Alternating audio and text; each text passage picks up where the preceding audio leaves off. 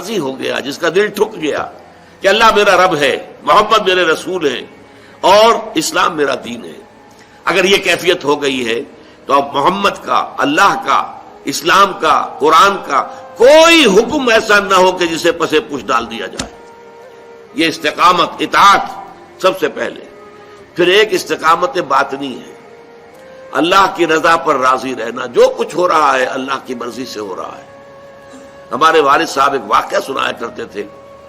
یہ غالباً 1919 میں پلیگ بہت بڑی پھیلی تھی، اور ایک تھے اللہ کے بندے، ولی اللہ، صوفی.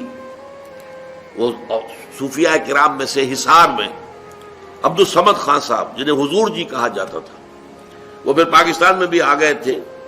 یہ جو مسجد ہے انارکلی کے چوک میں، مسلم مسجد، اس کا سنگ بنیاد انہی کا رکھا ہوا ہے. وہ حضرت جی، ان کے 2 جوان بیٹے تھے، ایک ہی دن میں دونوں فوت. انتہائی خوبصورت.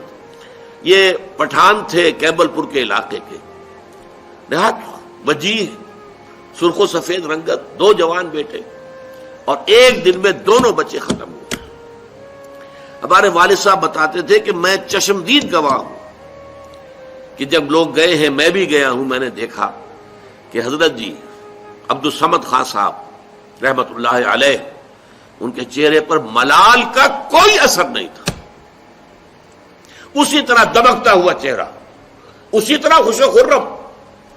لوگ کہتے تھے حضور بڑا افسوس ہے. بھائی وہ افسوس کاہے کا؟ اللہ کا مال تھا، اللہ نے لے لیا. ما اصاب من مصیبت فی الارض ولا فی انفسکم الا فی کتاب من قبل ان نبرأھا. یہ تو اللہ تعالیٰ کی طرف سے، لکہ لا تاسوا علی ما فاتکم ولا تفرحوا بما آتاکم واللہ لا یحب کل مختال فخور. اللہ کچھ دے دے تو اترایا نہ کرو، کچھ چھین لے تو افسوس نہ کیا کرو.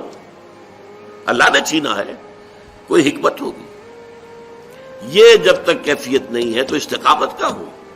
راضی برضائے رب، رضائے رب پہ راضی رہے. یہ حرف آرزو کیسا؟